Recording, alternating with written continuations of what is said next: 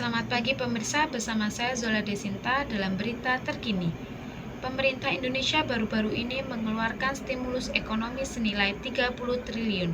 Stimulus ini diberikan dalam bentuk BLT untuk sekitar 35 juta rumah tangga serta program magang bagi 100.000 lulusan muda di seluruh Indonesia. Langkah ini dilakukan untuk menjaga daya beli masyarakat dan mengurangi angka pengurungan di tengah tekanan sosial ekonomi yang masih dirasakan pasca pandemi dan kenaikan harga kebutuhan pokok. Meski pertumbuhan ekonomi nasional masih berada di kisaran 5%, sejumlah pakar ekonomi menilai bahwa daya beli masyarakat masih melemah. Hal ini disebabkan oleh kenaikan harga bahan pokok, lapangan kerja yang belum merata, serta kesenjangan antara kota dan desa yang semakin terasa.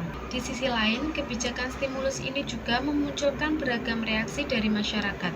Beberapa warga merasa terbantu, namun ada pula yang mengeluhkan tidak ketepatan sasaran bantuan. Ketimpangan dalam penerimaan bantuan dan tingginya pengangguran muda dikhawatirkan dapat menimbulkan ketegangan sosial di sejumlah daerah. Pemerintah menyatakan bahwa program ini merupakan bagian dari upaya mewujudkan keadilan sosial sebagaimana tercantum dalam nilai-nilai Pancasila, terutama sila kelima, keadilan sosial bagi seluruh rakyat Indonesia.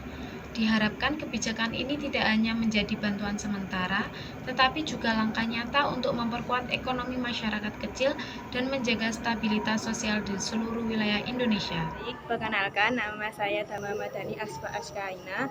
Saya saat ini sedang berada di wilayah X untuk melihat langsung bagaimana tanggapan masyarakat terhadap program bantuan langsung tunai yang merupakan bagian dari stimulus ekonomi pemerintah senilai sekitar 30 triliun. Saat ini saya sedang berada bersama Pak Faisal.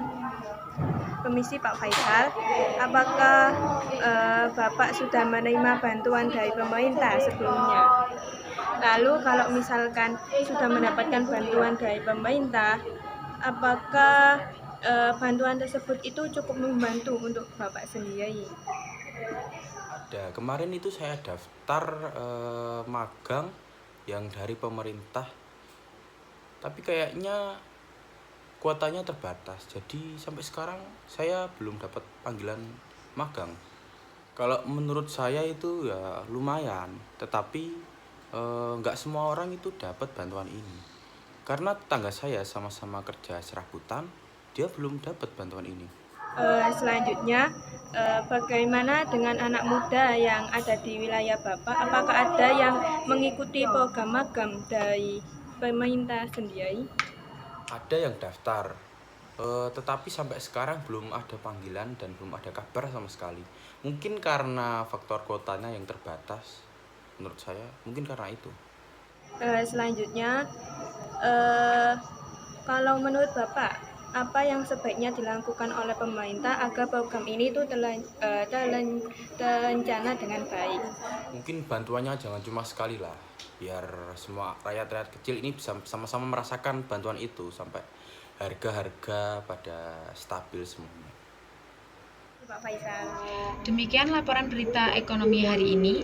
Stimulus ekonomi memang menjadi langkah penting untuk menumbuhkan perekonomian nasional.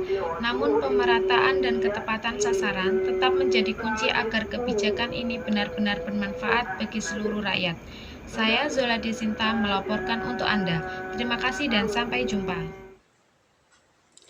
Jadi, bisa disimpulkan sebagai kebijakan stimulus ekonomi sebenarnya berkaitan dengan nilai-nilai Pancasila, terutama pada sila kedua, yaitu kemanusiaan yang adil dan beradab, serta Pancasila sila kelima, yaitu keadilan sosial bagi seluruh rakyat Indonesia.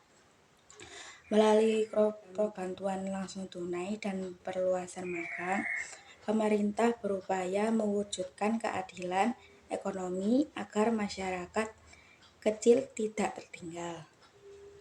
Angka ini menunjukkan bahwa negara hadir untuk melindungi rakyatnya, sesuai dengan semangat Pancasila yang menempatkan manusia dan kesejahteraan bersama di atas kepentingan pribadi.